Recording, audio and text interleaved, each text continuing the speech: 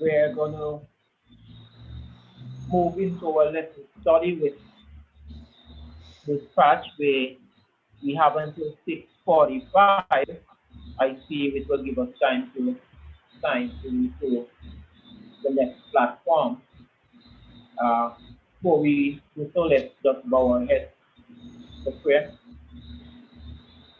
Heavenly Father, we want to thank you for your holy Sabbath rest. We want to thank you for the privilege of studying of your word. Now, as we're about to go through this week lesson study, I pray your Holy Spirit may take control and guide our thoughts and everything that is said. I pray, oh God, that at the end of it, that we will leave with the author's intent, the message that we are to take from the lesson. Be with us now as we go in to share our thoughts. Right. Amen. Yes. Lesson number 7. Worship in education. Worship in education. And our memory text, 2 Chronicles 16:29. 2 Chronicles 16:29, and it says, "Give to the Lord the glory due to his name. Bring an offering and come before him, or worship the Lord in the beauty of holiness." What jumps out at you as we look at the memory text? Give to the Lord the glory due to his name. Bring an offering and come before him, or worship the Lord in the beauty of holiness.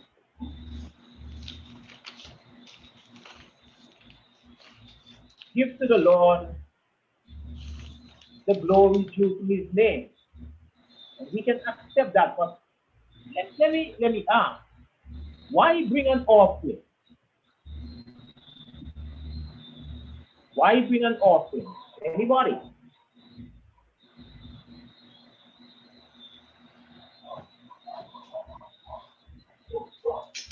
Elder Joseph?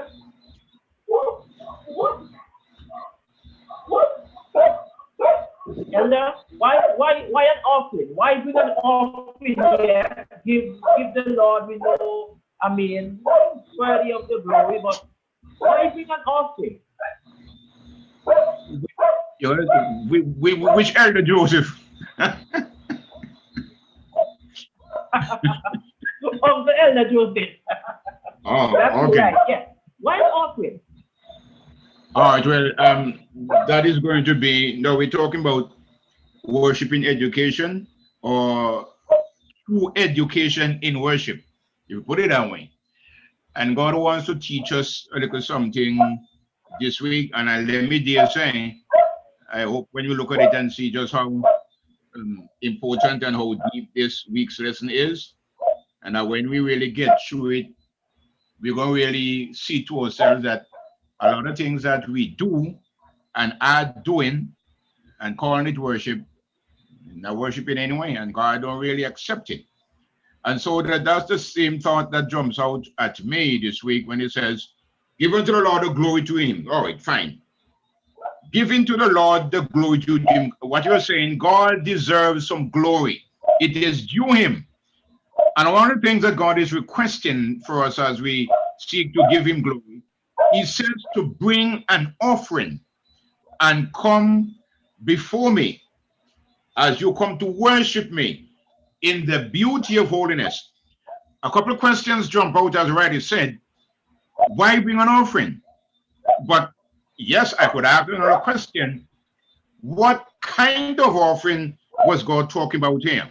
We go to church every Sabbath and we carry an offering, a couple of dollars, a couple of $100. Is that what God is asking for? A cash offering? Looking back at it, God is speaking here to the children of Israel.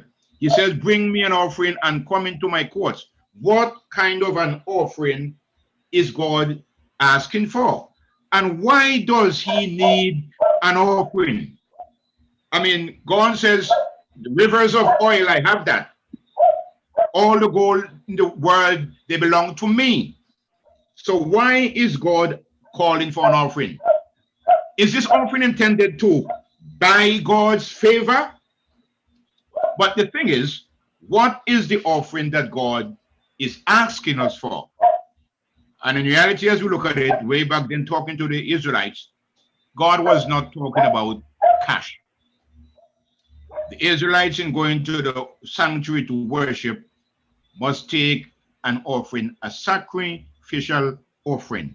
Bring that offering and come. You do not go to the sanctuary without your offering. You would have done something almost every day for that matter. And you have to go to that sanctuary with the offering. So God said, as you're coming, I deserve glory. It belongs to me. And when you come to worship me, you must come to worship me, bringing your offering.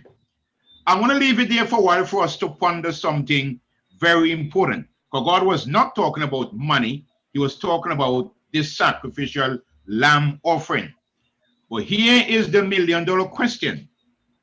What was so important about the children of Israel carrying that sacrificial offering, that lamb? What was there so important about it that God says, when you're coming to worship me and you really want to worship me in spirit, we're going to get to that later. I'm not jumping ahead, you'll get to that. And in truth, bring your offering. So let me think about it before you come back to me. Why is it that God wants this sacrificial lamb offering? What is God really saying? Look at the whole concept of bringing that lamb. Eh? Remember how God threw away Cain's offering? You're going to bring the wrong thing. And he accepted Abel's one. Think again. What God saying to Abraham, take Isaac, your only son, and how much you love him, and offer him to me on top Mount Moriah. Oh, what was God saying to us even now? You know, no, Christ has come and died in the place of that sacrificial lamb. But what was the purpose? What was the real intent of having that sacrificial offering? If somebody say something before you jump back at it, because it's extremely important. To the rest of the class. What does this offering? Does it have anything to do with my relationship with God, my love to God? Yeah, okay. I'm actually trying to set up the link for to make sure it goes. So sometimes that's what I'm not in actively, and I get distracted and I don't like to teach the lesson. The thoughts not rolling when you're distracted. But it has to do with this from the day man sin. And Elder alluded to it. Sacrifice became necessary. It was pointing to the sacrifice that is to come, Jesus Christ. And Cain gave vegetable and thought that it was okay. But God is a particular God. We keep saying that. God is a particular God, and whatever he requires, we have to basically comply. Again, God had to instruct Moses, say, build me a sanctuary that I may dwell among them, and he established the sanctuary service. It is only when he came and died on the cross that sanctuary service was done away with. It's not that there's anything like I have to be careful with what I said about salvific, but that's salvific in it. But the real salvation comes in Jesus Christ's sacrifice. We had to do that because of the pain and the agony. So it was pointing to what Christ was coming to do for us. And so it was an earthly type of what would go on when the true sacrifice would appear. I don't know if that is the angle.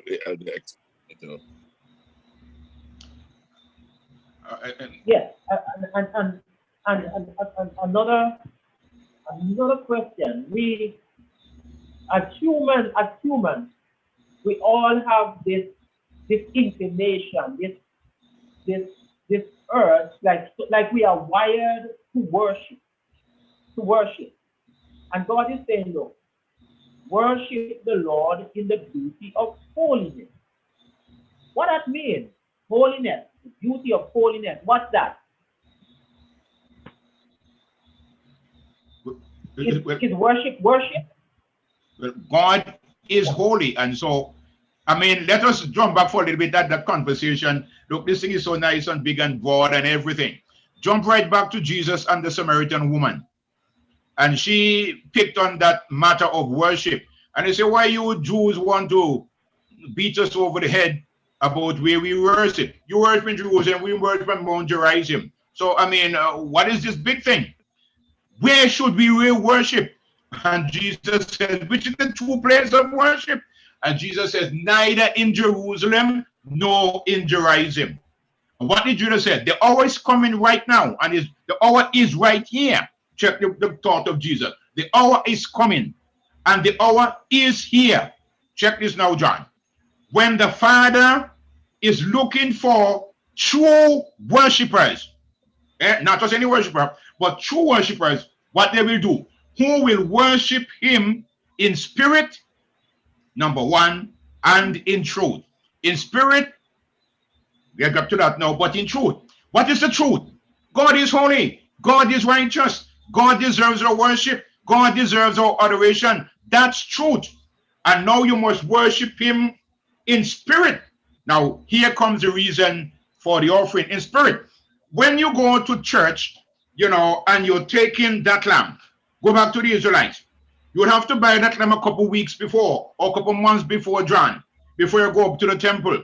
You have to take care of it, tend it, you know, nurture it. That lamb almost becomes a part of your family. Remember what Nathan said to David? This man with the one sheep, and it was like a part of the family. Everybody loved it, and then they took the one man sheep and killed it. When you have cared for that, imagine now, John, you have that lamb there. Is to go to the sanctuary sometime down the road, but you have nurtured it. Make sure, remember, the lamb cannot have any blemish. So you're going to make sure as you tend to it and care for it, nothing goes wrong with that lamb. And now, John, as that lamb has become a part of you, you get so attached to it. Now you have to carry it to the sanctuary and offer it to the Lord. So what God is saying, look, bring the offering. This is, you're coming now to, it is a participatory kind of worship. You're coming, you're bringing something that means something to you, something that you are attached to, and now you have to part with it to give it to me. And that's why God said, you worship it now in spirit, because you are giving something that is dear to you. You're giving it back to me. Think of how Abraham must have felt. Kill my only son. I mean, that's a terrible thing. But that's what God said, to test him. So when God said, bring that offering, not money, but that sacrificial offering, it is something that is dear to you. It is a request that God is making, can you see, John, to engage the worshiper. So you're not going to church just go and sit down and open him. No, you are engaged in the worship. You're taking your offering to God. An offering that you spend time to nurture and cherish, and now you are giving it back to God. So question to the class. I'm going to church tomorrow. Yeah. Giving God the glory. How possibly it is? How can I be in church, going to church, say I'm going to worship, and still worship God in a way in which he's not supposed to be worshipped? How can I run the risk of doing that? And how can I end up worshiping the Lord in a way in which he should not be worshipped? You said something that is very important a while ago. We are all created to worship, and everybody worships something or somebody every time. When God made us, as the writer said, he wired us to worship. It is an innate inside desire and urge in people to worship something or somebody. The funny thing, John and brethren, when God wired us to worship, he did not turn on this worship switch and leave it. You got to do that. And somewhere along the line, when sin came in, the wires got crossed. And so rather than worshiping God, who deserves and requires the worship, we turn and we worship something else. And as we go on through, we're going to see all them other things that we worship rather than worship God. So it is very true, John, that there are many times when we go to church and we don't really worship. And that's why God said, I am seeking the true worshiper. Not just, so if there's a true worshiper, then there's a false worshiper who is going to worship me the way I want the worship, in spirit and in truth. So many times, all of us think about this. What was the reason? Or let me ask a broad question. Did God create Satan? How was Satan? How did Satan come to be Satan? Did God make a Satan? Who did God make? How did Satan come into the being? What caused him to become Satan or the devil or whatever we want to call him, the dragon? That is all the center of this whole matter. What is it that really caused Lucifer to become Satan? Did God make Satan? What wrong did Lucifer do to make him become Satan? And then we understand, and it was right there in heaven with God. How did it happen? That's $1 million question. When we look at that, we can understand how serious this matter of worshiping and find ourselves worshiping the wrong person, worshiping God in the wrong way, in a way that God does not require and that God does not respect. How did Lucifer become Satan? Big question. You know? Is that rhetorical, or are you expecting an answer? Is that just to provoke our yes, thought? yeah. Well, we have to look at it. How did he become Satan? And then we understand this whole matter, how important and detrimental this matter of how we worship and who we worship is all about. How did Lucifer become Satan? You see, and in the lesson we speak of us worship, this desire. I mean, we worship objects, we worship individuals who we think are superior to us. Some individuals do that, and we end up worshiping these individuals. And I think now is a good time for us to sink our teeth and to delve into Sunday's portion, right? The three Jewish boys, right? What happened? What happened there? I mean, remember, I mean, we are told that we are to give glory to God, right? Worship God, right? In the beauty of holiness. Now, the three Jewish boys found themselves in a situation, in a position where they are to give worship not to the true God, but to give worship to someone else, an earthly being, right? So how what's your take on that? Class. Before we go into that, I think we are running ahead because there was a question: how did Lucifer become Satan, and did God created Satan? I would love to get the feedback on that because I think part of that has a lot to do I'm not with hearing him. the idea of the class of the discussion for this week. Yes.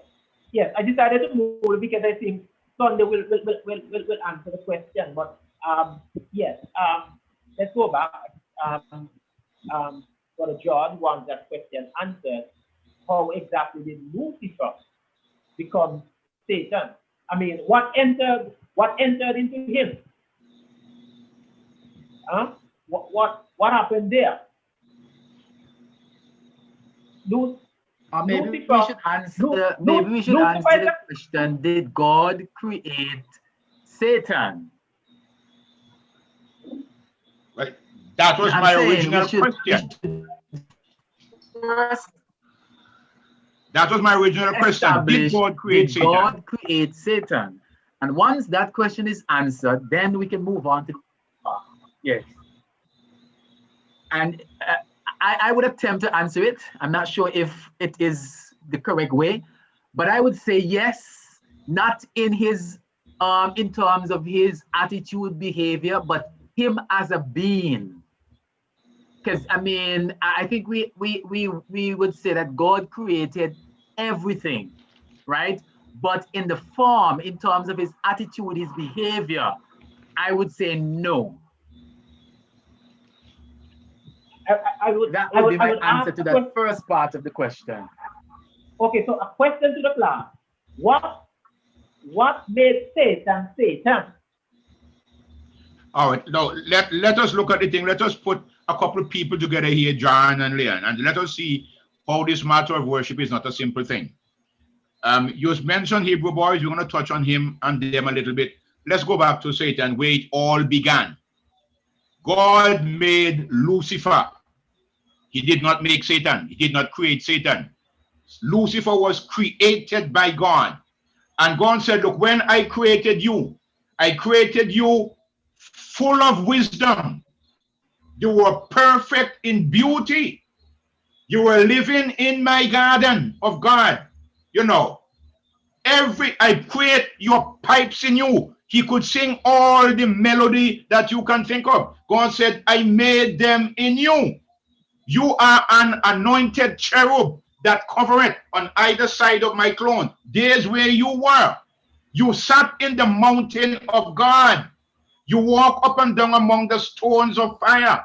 You were perfect in all your ways until, Brother George, iniquity was found in thee. Satan made himself Satan. Where did sin develop? In the heart of Satan. Why? Why? Thy heart was lifted up because of thy beauty, and you corrupted yourself by reason of your brightness. Nobody turned Satan into Satan. He turned Lucifer, he turned himself into it. He corrupted himself because, no, check it out, John. All those things that God gave him, I gave you those pipes. You can sing all the melody. You are perfect. You are full of wisdom, perfect in all your ways. I gave you all those things. And what did you do? You turn around, and rather than worshiping me, the creator, you begin to worship yourself. You turn the worship internally and worship yourself. And I had God, that's why God said later on in Ezekiel, I have to throw you out of my mountain because you're doing the wrong thing. Now go and see what the three Hebrew boys do when they talk about this thing of worship. They realize, look, we have a big problem here. What's the problem? Breaking God's second commandment. God said, look, don't make no other gods before me. Don't bow down yourself to them, nor serve them. That's wrong. That is why they couldn't do it. They would be breaking God's commandment. So there's where the thing is. This whole matter of worship and worshiping somebody, that's what Lucifer did. That is what the Hebrew boys could not do because it is forbidden. And check this out, John and Leon and all the rest of us. That command that the Hebrew boys found out that they could not break because God said, don't do it. Don't bow down yourself to nobody. I am the Lord your God. I am a jealous God. So don't you do it. Now, it is up there in the 10 Commandments among the one that said, don't murder, don't steal, don't break the Sabbath. It is right up there with it. But sometimes we think it's something so simple. And don't you check it out, John, that all the problem in the world today, think about it, is this matter of worshiping. Check how people worship things. People create a set of values for themselves. Then they make some animals and make those animals stand for the values. And then they worship the animal that stands for the values. That's how the Arabs and Caribs worship the sun and the moon and the stars. That's why the people down in Egypt worship the Pharaoh. No man in Egypt was permitted to look in the Pharaoh's eyes. He was Ra, God on earth. You can't look at him. So when people take away the worship that belongs to God and all those things that God give you, rather than recognizing that these things come from God and I have to return the glory to God, you take it for yourself. So we worship ourselves, we worship our job, we worship our riches, we worship our children, we worship all kind of things. And God is the one that deserves the worship. That was Lucifer's problem. He turned himself into the devil. Why? Because he failed to worship God and turned that worship to himself. That was his problem. All right, so I take your point. 100%. I was thinking along that line, but I guess it's the way I actually phrased what I said, right? But I take your point correctly. So I guess we can agree then that even looking at us today, that we're the ones who turn ourselves into, or more or less, I should say, work for Satan Beautiful. based on how we operate and the things we do, right? So I think we can agree on all those points that you mentioned, right? But if I may go a little further, the whole thrust of this week's lesson focus on worship in spirit and in truth. So I think at some point in time, we should get a clear understanding as to exactly what worship in spirit and in truth means. I know explanation was given earlier, but I wondering if it doesn't go a little further, right? Because the author here on the Sunday saying that some of us worship money, we worship our children, we worship ourselves, Yeah. and those sort of things. Now, at what point would we say that we worship in spirit and in truth? How does we fit into this whole idea?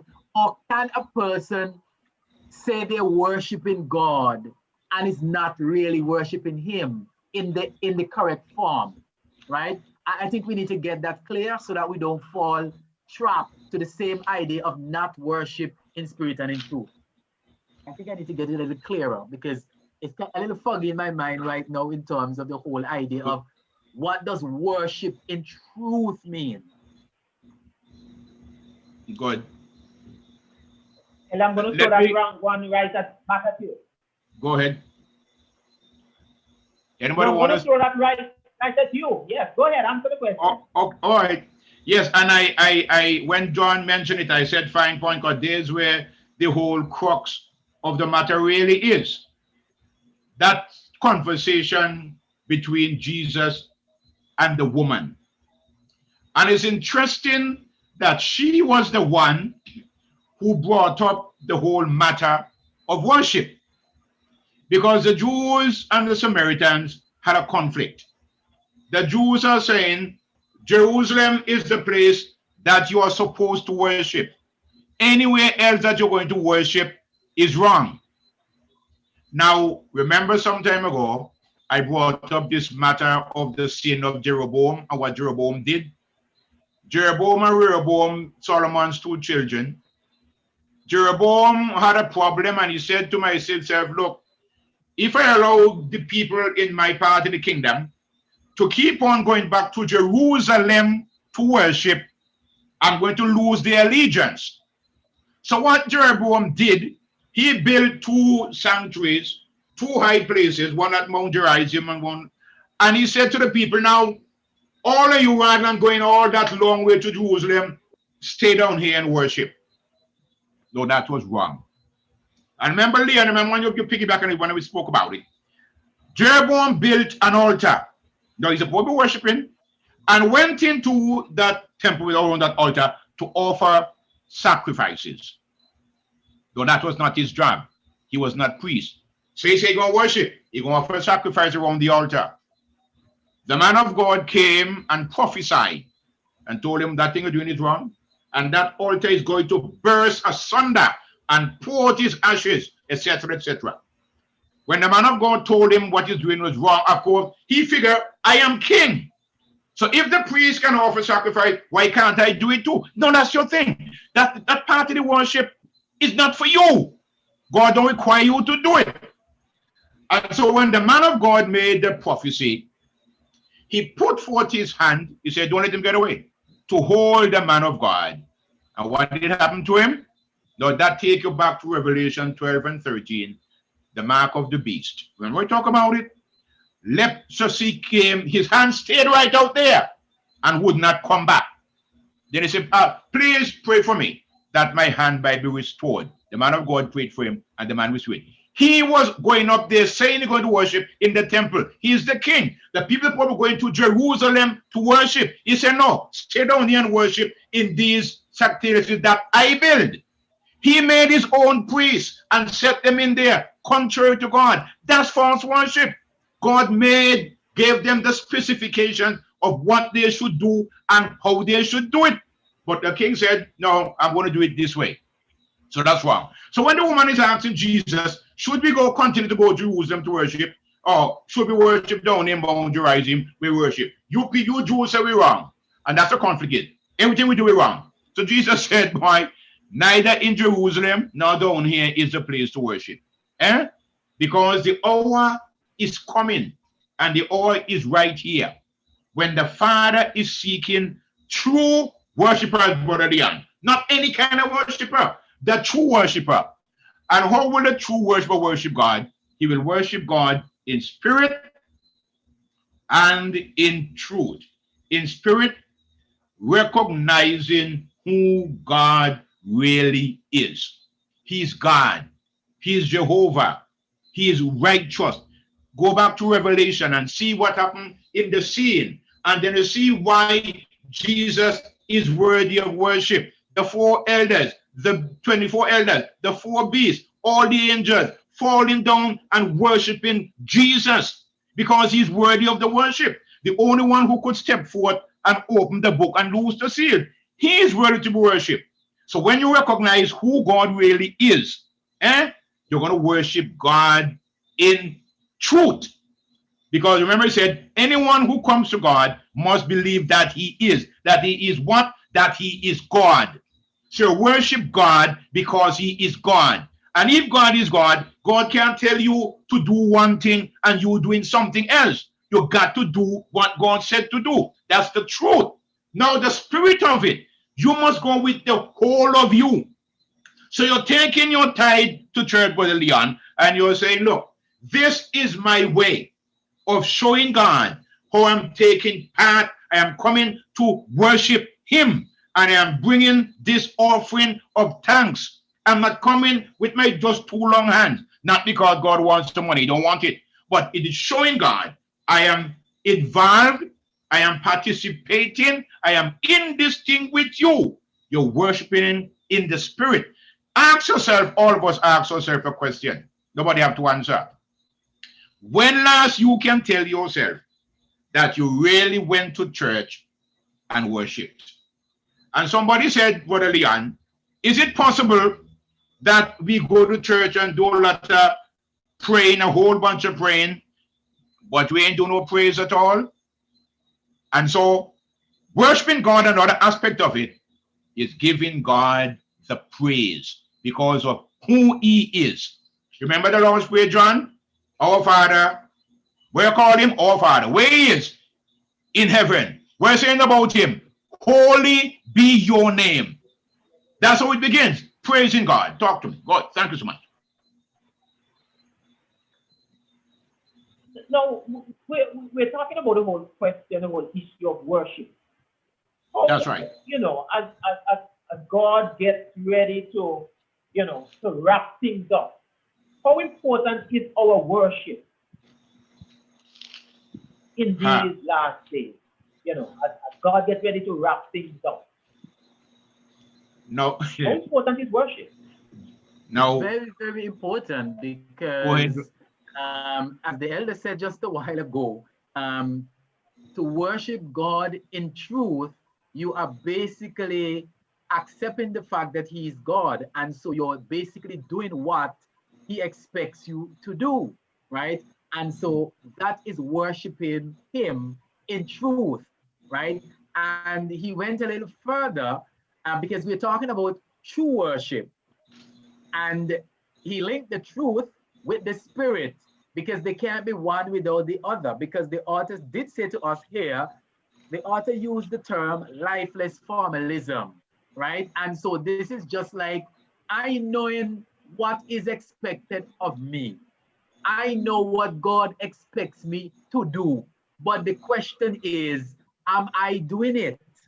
You understand? And so that is why we're saying they can't be one without the other. The elder spoke about the whole idea of tithing and bringing your tithes. God doesn't want your money, but by making that sacrifice, recognizing that he asks you to do, you obey, and you're coming with your whole heart and soul, excited to know that you are doing the thus said the Lord and what you are asked to do. So it involves not only what you know you're supposed to do, but you're actually doing it with your whole heart and your soul. You know that is what is the whole crux of the matter here. You are obeying him. And so here is where the whole idea of worship in true worship comes into play. And as you ask the question, is true or is worship important now more than ever? Yes, because we realize that we are now moving towards the end. And in order for us to find ourselves on the right side of the fence where God is concerned, we must worship him in spirit and in truth, not one or the other. Both must go together. And so, answer to your question, yes, it is extremely important in these times. I want to throw something in here. I ought to pay some attention to this here. I mean, this week, this lesson, Brother Leon, was so kind of thing that, you know, one of our foremost professors of religion in the Adventist Church, Professor Dr. John Paulson, he have a discussion from time to time. I had to tap into him during this week because this lesson was so kind of disturbing in so many ways. Because the question John asks, I want us all to zero in on it, Brother Leon. The question John is asking, how important is this whole matter of worship in these last days? And the matter is, understand, we hear it all the time, but let us look at it now. This whole matter of worship is the center piece, the very center, the very epicenter then of this whole matter of the crisis of the last days. In fact, we are being told, looking at the book of Revelation, and check it out anytime, the first chapter of Revelation and the second and the last chapter of Revelation. The second chapter, third chapter of Revelation, and the three from the back. Check it coming forth. And we're going to find, as we do the study on that when you get to that, do it that way, you find, as the theologian would say, that Revelation chapter 12, 13, and 14 is referred to as the heart of the book of Revelation, or the very center of the book of Revelation. Why? In that section comes the three angels' message. And check it out. Check it out. Revelation 12, 13, and 14. 12, 13, and 14. Let me make this point. 7 times in those chapters, Brother Leon, the call is made to worship the dragon, the beast, and the image to the beast. 7 times. But only one time in the middle of that book, the center of the book, where everything comes together. One time in there is the call made to worship God, and that is in Revelation 14, 6 to 12, the three angels' message, where it says, I saw an angel fly in the midst of heaven, having the everlasting gospel, everlasting, to preach to them that dwell in the earth. Every nation, king, jet, tongue, and people for the land. Very important. This talk about the last days, the job that we as Adventists are supposed to do. Saying with a loud voice, fear God, give glory to him. That's what we are supposed to be preaching right now, Brother Leon. That's the message of the angel. For the hour of his judgment not is going to come, that's supposed to come. It is come. It is here. 1844 it came. Now here comes the next text. And worship him that made heaven and earth, the sea, and the fountains of water. Listen to the word, Brother Leon. Worship him that made heaven and earth and the sea and the fountains of waters. Jump down to Exodus chapter 20 where the Sabbath is. For in 6 days the Lord made the heaven, the earth, the sea, and all in them is. The very same words. So we find that this whole matter of the Sabbath wrapped up in the very center of the three angels' message, which is the crux of the matter, the center of the book of Revelation, where everything comes together.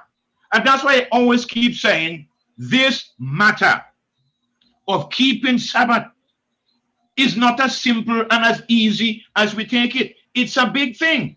7 times we are called upon to worship the dragon, beast, and image. 1 time we are called to worship God. It is the center of the whole thing. There's where the whole thing comes together. Everything is about worship. You want to jump back way back there, Brother Leon, in Babylon, and see why Nebuchadnezzar fell? Nebuchadnezzar fell because they said, look, you are the head of gold. But Nebuchadnezzar said, no, I don't want to be the head. I want to be the whole image. So build the image, and everybody, when you hear the sound of the trumpet, worship me. The image stands for me. Worship me. Jump across to Daniel chapter 4, Brother Leon, and see what happened there. God teach Nebuchadnezzar a lesson he never forgot. What was Nebuchadnezzar's problem? He saw the vision of the big tree. Cut down, all the birds find their lodging in it. Trees, the animals rest under it. And he had the vision. He said, Daniel, what this thing mean? Daniel said, oh king, why you really don't want to know what this thing is all about? Because the interpretation is to your enemies. It's not to you. So he spoke to him and he said, listen to me, king. God has made you great.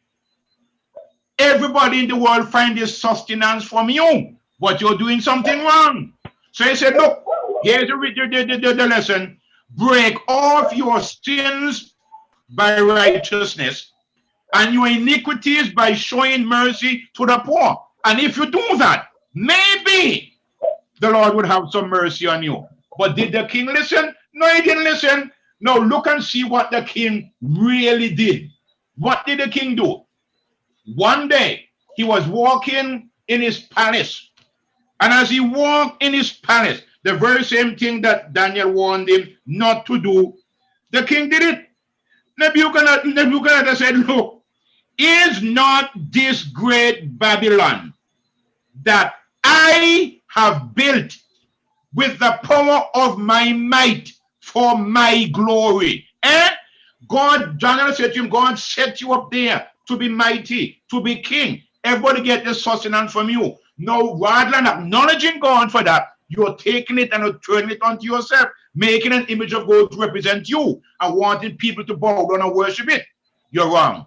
And John, while the words were in the king's mouth, the prophecy came to pass, and he was turned into an animal.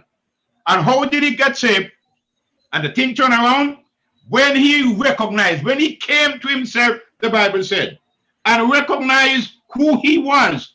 Here comes Brother Leah now, recognizing this is the truth, recognizing who God is, and that you must worship him in spirit and in truth. Now, here up in the back, when he came to that point, hear what he says.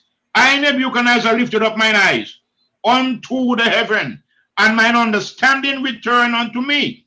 And I bless the most high God, and I praise and I honor him forever, whose dominion is an everlasting dominion, and his kingdom is from generation to generation.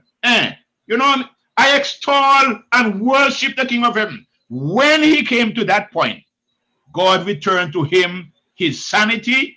He got back his kingdom, and church for John and Leon and the rest of us.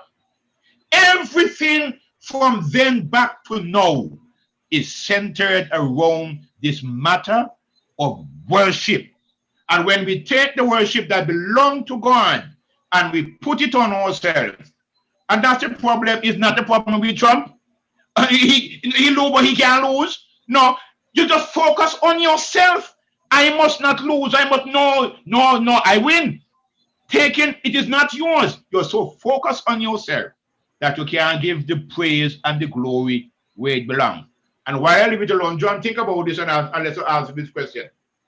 Remember King Herod? Remember how King Herod died? What really happened to King Herod? This matter of worship. How did King Herod die? Same matter of worship again. Stood out there and he spoke to the people, or he killed James, and he took Peter to kill him. And he had John's head cut off. And Jesus, that's why Jesus went in the house and thought nobody saw him when the Canaanite woman found him there. because Herod was going to kill anybody and mess up his mission. You see. But then Herod thinking who he was, and one day he stood on his veranda and he made an oration to the people. And the people said, no, this can't be the voice of a man. This is the voice of a God. And immediately God smote him, and worms began to eat him even before he died. It is a terrible thing to take the worship that belongs to God and give it to ourselves. Worship ourselves, what we have, who we are, and not give that worship to God. So the thing is, we go to church all the time, and so we say we're worshiping, but that's not true. We're not really worshiping. Well, I think before you go,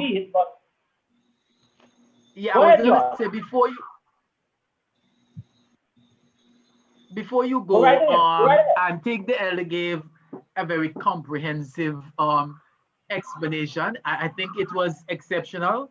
The only thing though is that it is sad because some of us, and that is why sometimes we have to be deliberate in trying to explain certain things to individuals, because not everyone can actually understand and connect what is happening to our local situation, which is very important to us as individuals.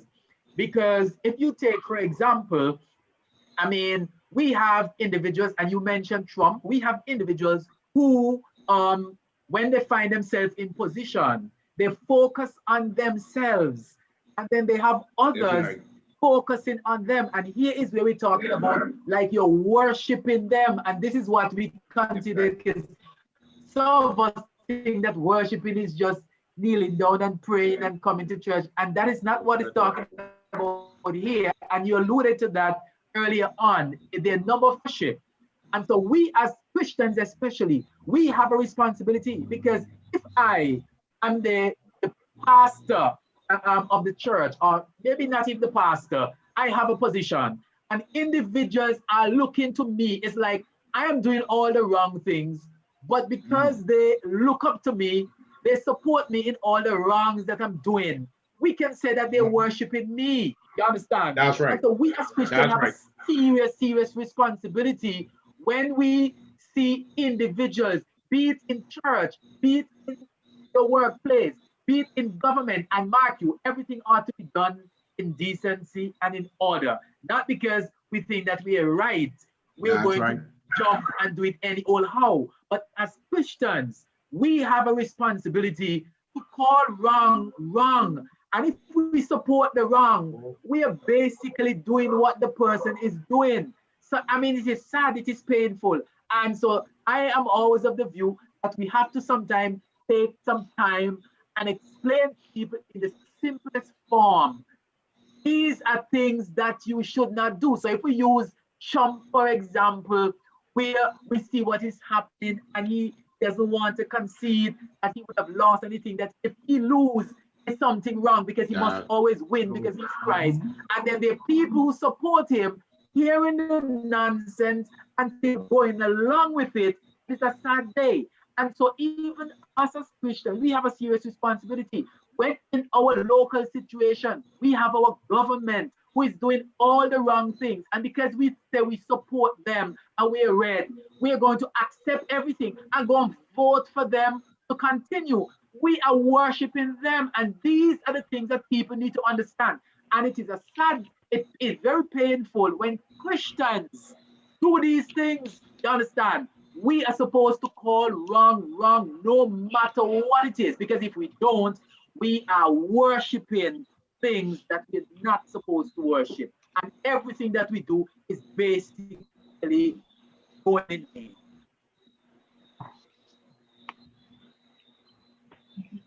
Yes, No, that's beautiful.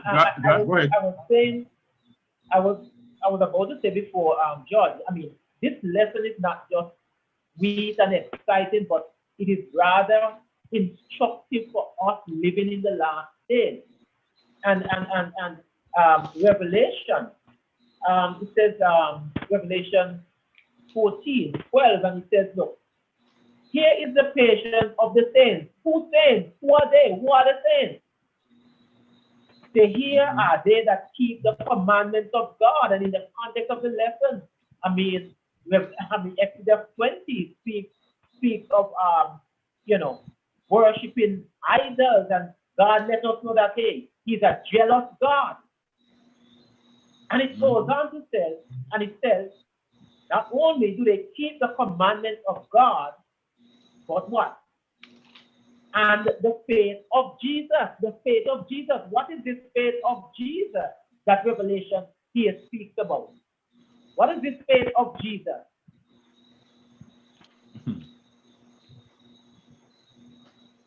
Class. What's the question?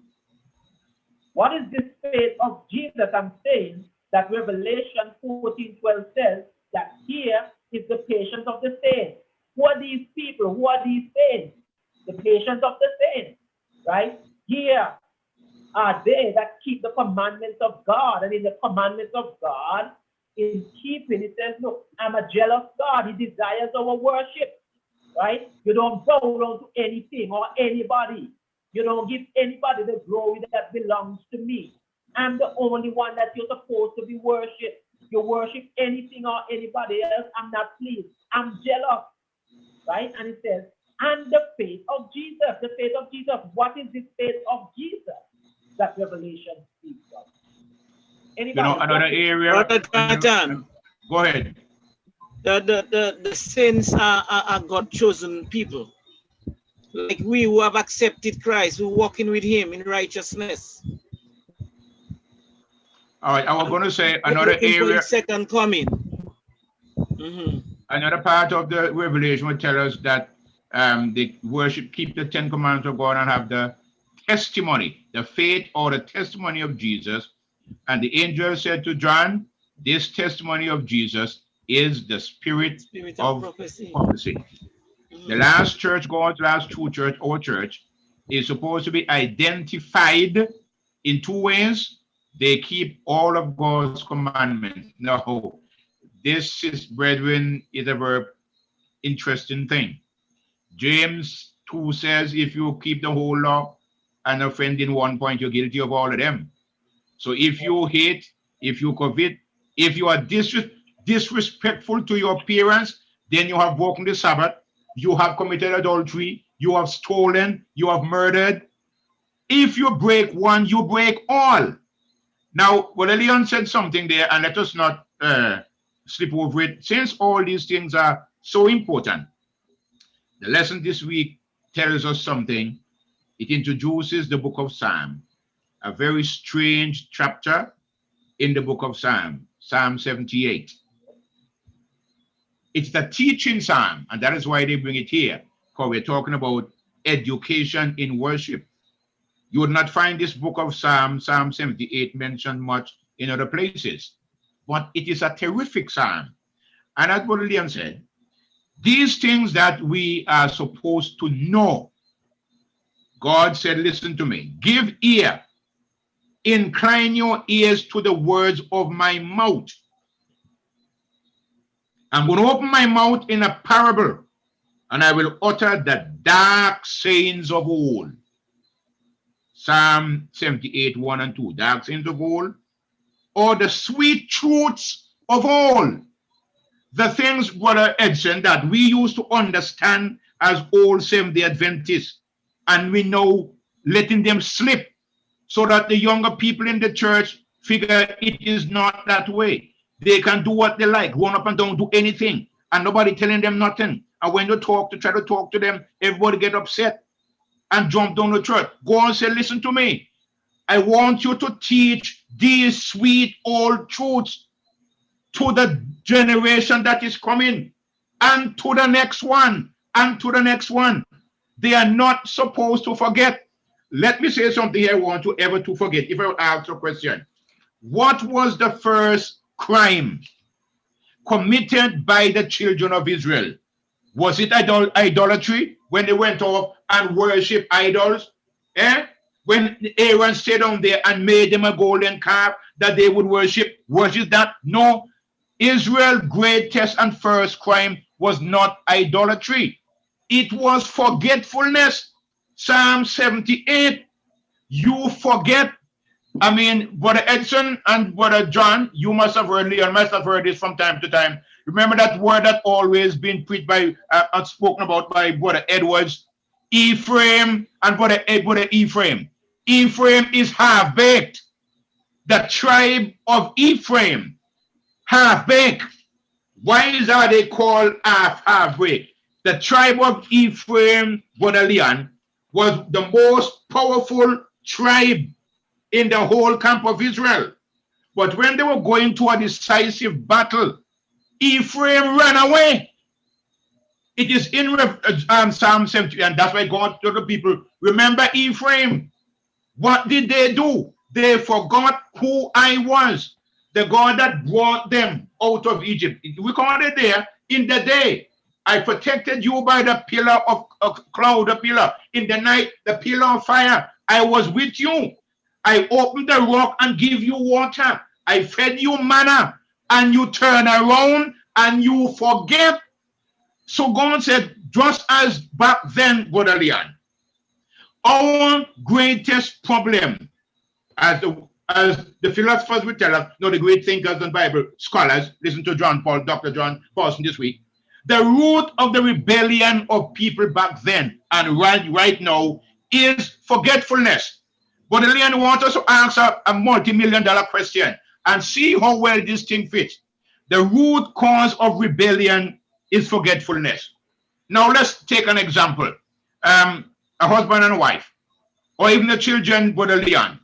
You might have done so much for Letitia. You give her all she wanted, put her through school, you protected her, you do X, you do Y.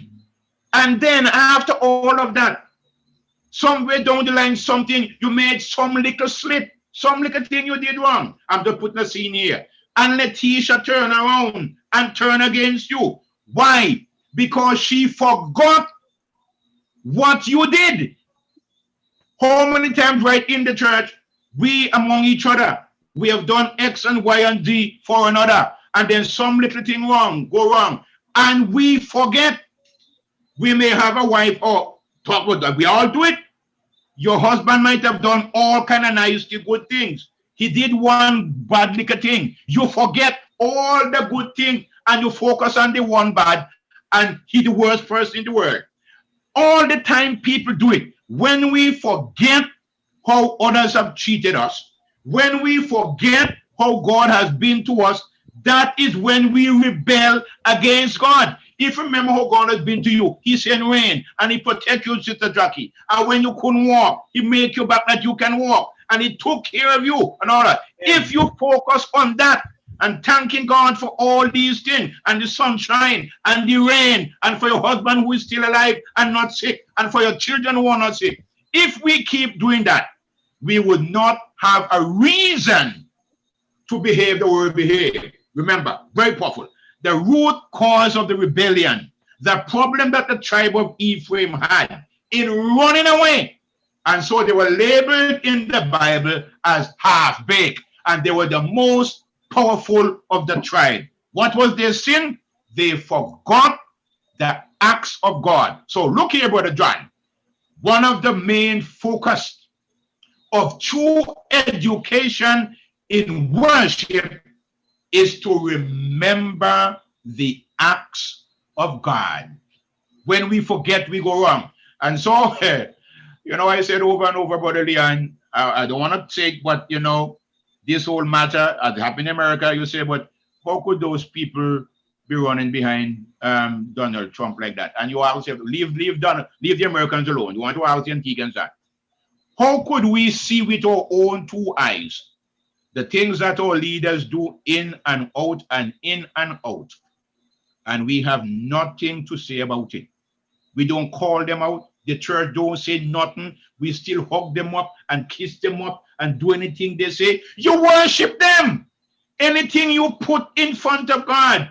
Suppose you would have been given that same love, Brother Leon, and affection and obedience to your husband or to your wife, you won't do the things you do. How is it that some of us can be so nice and good to some of these people in politics? They never do nothing wrong. But soon as some of your own people, your own husband, your own wife, you're ready to kill them. That is the thing about us. We keep forgetting. And we worship these people. Call it what you want. Is worship, we worship them. When you stand and say, no, the thing is wrong, the thing is wrong. And so God is bringing all this thing back. Nebuchadnezzar, Herod, the Pharaohs, go right back in the Bible. All of these people did the same thing. They took God's glory and they turned it unto themselves and ended up not worshiping the Creator, but worshiping the creature. It's a dangerous practice. And so God said, teach it to the children. Tell your children about what God has done for you, for them, for the entire church. How he lead us. Remind them that they will not forget. And if we keep remembering what God has done for us, sit down right there and ask yourself, Brother Leon, when I think about where God took me from and where God has me now, the position I may hold, the things how can I not love, serve, and worship God? And all of us can consider to ourselves. We will not have to be like the other person. Ask yourself the question, all these nice things that the Lord has done for me in my area, that he has done for me, can I not do what he says? Or at least try or begin to work towards that end, to do what God said? That is the matter of education in worship. Seeing God for who he is, getting back to God for who he is, not forgetting what God has done, and put no one and nothing before God. Joshua, like one minute, brother Jonathan. When you look, I don't want to stretch too hard. Just a minute, just to focus. You'd have to answer. When we look at Job, and he lose out everything, because sometimes we could have millions of stuff in this world, and we worshiping God nicely, and when God decide to just try us, and we lose everything, sometimes we turn around and curse God. But did Job do that? No, he didn't do it. Though his wife tell him curse God and died. And Job worshiped God truly, even in his situation he was. Teacher, good evening. Go ahead. Brother Joe. Good night to everyone. I just come in. I don't know where we reach, but I just want to look on the Wednesday, Ella. We speak about the second paragraph. Speak about the place of worship was the tabernacle. I just want to ask a question here, because this week we have learned that we must worship God in spirit and in truth. Well, it's not this week alone, but this is one of the main points in this week's lesson, how we worship God in spirit and in truth. Now,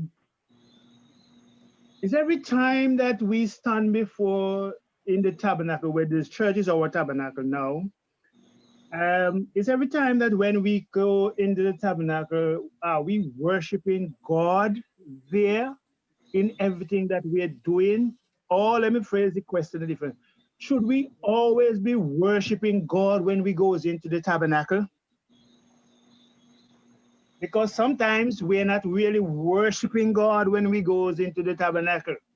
That's my observation. Some of the times we are doing more self-praising and different things. We're not really worshiping. We are doing some things differently. When we study how these ancients used to worship God, we are not worshiping God. That's my comments for now, Ella. Until I will get an answer, then I'll move on. Well, Mr. Parker, Okay. you asked the question. And the simple answer is yes. We should be worshiping God whenever we are in the tabernacle, as you asked the question. And you did say, in your view and based on your observation, that is not necessarily happening. And you're correct. And we actually, you said you just came on, we did a lot of that earlier on in terms of explanation. When we worship, we should worship God in spirit and in truth, and that is true worship. And you're quite right. Lots of time when we are in the church, some of the things that we do is basically for self-praise because we focus on how well the person would have done it, and we even do a lot of comparison in the negative. And so we're saying that we are worshiping, sometimes we worship the person who is singing, we worship the person who is preaching, we worship the person who is talking, whatever the person is doing, we worship that person. And the simple answer to your question is that that is wrong. We ought not to do it. We are supposed to be worshipped in spirit and in truth. And if I may backtrack, because before you ask the question, as the elder finished speaking just a while ago, I like the part when he said, moving towards, which suggests that we're not perfect beings. I also like the portion when he said, lots of time things are done to us by individual, even in the church or at home.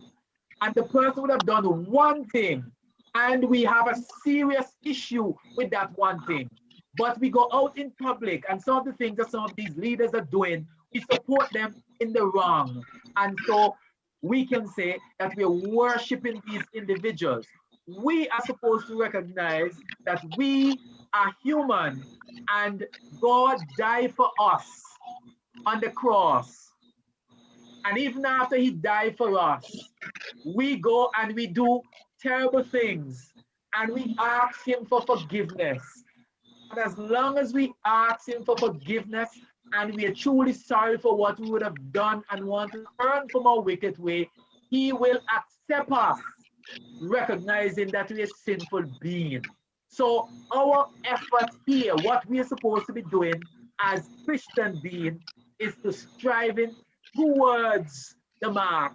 We will never be perfect, but our aim here is to work towards. And as long as we strive to be good and work towards becoming like God, that is acceptable in his sight.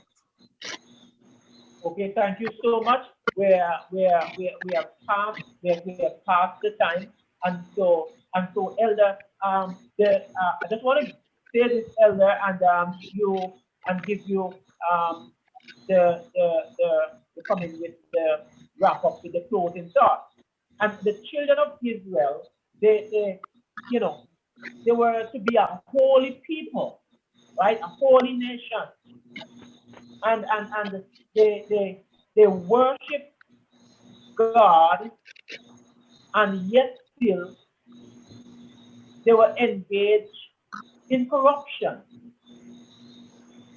right? They worship God while being corrupted and while their hearts were far from God, right?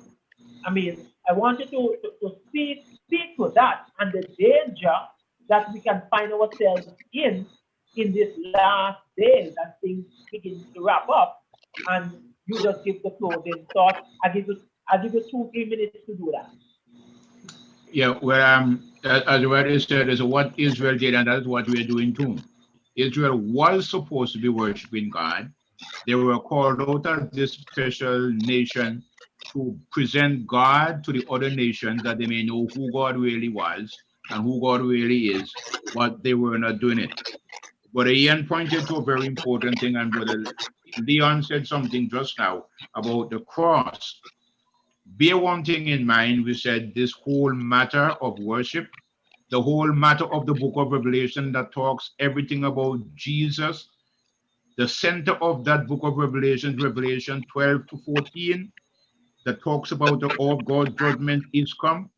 But Ian mentioned the fact that the place of worship was the tabernacle.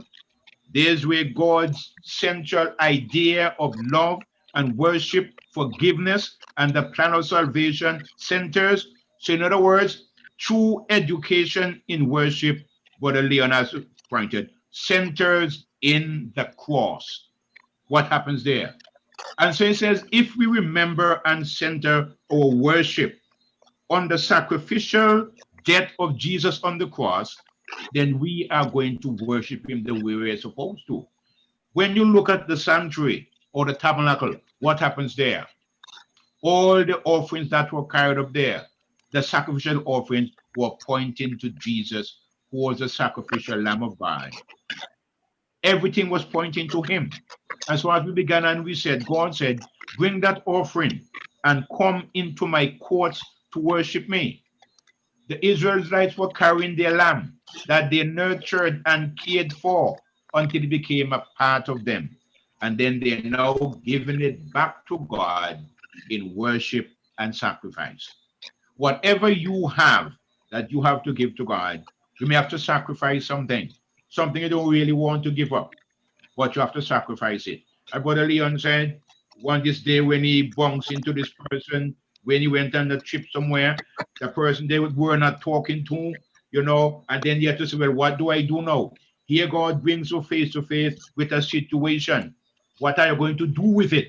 Are you going to accept it? This is your opportunity to get this matter out of your way. You can't be worshiping with an animosity in your heart. So all these things, God is kind of working with us and trying to get us to where he wants us to be. Let's remember Nebuchadnezzar and Herod and the Pharaoh and all these other people who put themselves in front of God, and let's see what God did. And then don't forget, the root cause of the problems of the world, the root cause of our rebellion against God and against each other is the crime, the sin of forgetfulness. Let's remember, brethren, we are all Seventh-day Adventists, and all the hatred of the world will be against us. It was last week in church, Sabbath past reminded us of what the devil was telling his angels, and what the Catholic Church brought out. The only people, this set of people called Adventists, they are the ones giving the trouble. We got to wipe them out. So what we're saying, our problem is not with the other person, with each other in the church. Is that our problem is the devil and through whom he is working. So we're going to learn to begin to look beyond the brethren who may do something wrong. Forget the little thing, but don't forget the brethren who made them we on them used to be nice and good, and some of them may have done for you. We didn't get where we are by ourselves. Let's remember that. Let's remember each other in tweeting a love something, a text, an encouraging word. If we keep on doing these little things and thanking God for all those things that he has given to us, we are not going to be caught off guard, and we will be found truly worshiping God, as you rightly said, in spirit and in truth, as true worshippers. May God bless us all to do that. Thank you very much. All right, and thank you all so much for being a part of this wonderful, in-depth, instructive lesson. I encourage us to study during the week for next week's lesson, education and redemption. Have a happy Sabbath and a blessed week. They won me over time. The crusade start. Prayer room hasn't been open. Good night, everybody. Thank you, Elder.